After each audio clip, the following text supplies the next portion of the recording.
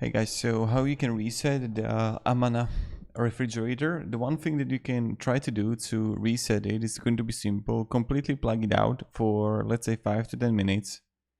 And after, let's say, plugging it out for 5 to 10 minutes, you just want to plug it back in. And that's the thing that you want to do when you're going to plug it back in. And it may possibly work for you and in your favor. So that's the one thing that you can do. And maybe if you're gonna have the problem with like defrosting, so you just want to look behind the rear panel in the freezer.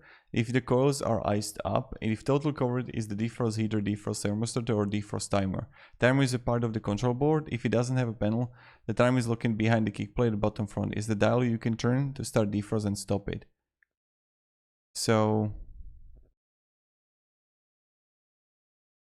Sol found the excess panel inside the freezer. One big block of ice on and around the coils and port. Air is now flowing into the fridge.